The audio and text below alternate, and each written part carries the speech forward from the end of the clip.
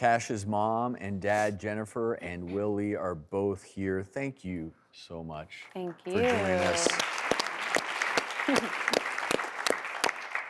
I just want to ask you, how did the surgery go? There were two surgeries, essentially, and we had to space them 1 week apart. So it's a double bypass brain surgery. So they do one side first, you wait a week, let the swelling go down a bit, and then you start the second side.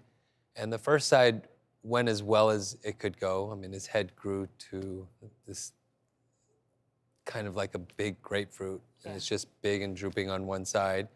And by the time you start seeing him smile and laugh again, Round two.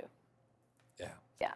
And then in the second round, we had some complications, and he had a seizure, and he stopped talking for Couple days. several days, and all we were left with was, is he going to talk again? I do want to bring into the conversation Dr. Yiping Li, a clinical instructor at Stanford who works closely with the neurosurgeon who performed the surgeries on Cash. Dr. Li, can you explain this surgery that Cash had to go through actually multiple times to try to restore blood flow? So in young kids like Cash, we typically harvest a scalp artery and then leave some surrounding tissue along its length.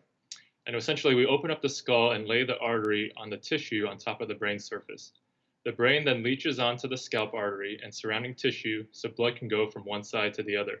The brain then also secretes growth factors and help bring in tiny new vessels over time.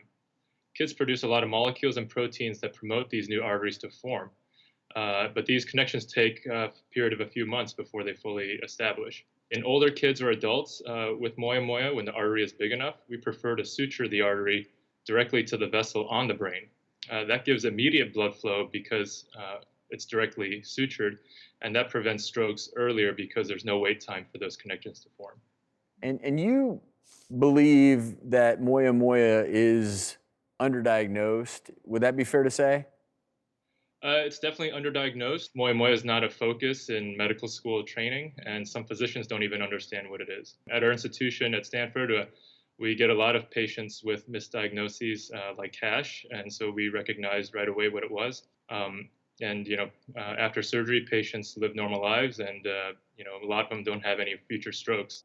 So Jennifer and Will, how did it feel to finally get the right diagnosis? I mean, you guys were describing just all the things that you were noticing before. Yeah, and you finally like he did. said, if we hadn't, he had already had 2 strokes at 3 and 3.5 years old. So you can only imagine he's 6. I can't even it's literally it's priceless information. It was exciting to get a diagnosis that had an option, whereas with CNS vasculitis, it felt very open-ended, and it felt like kind of good luck, and let's kind of wait and see what happens. And they were learning a lot about it. And with Moyamoya, Dr. Steinberg was so confident that he needed surgery fast. So I think that was helpful, but it's never easy to hear that your little guy has to go through double brain surgery. It's something that just, when you think about having a family, is so far off your radar.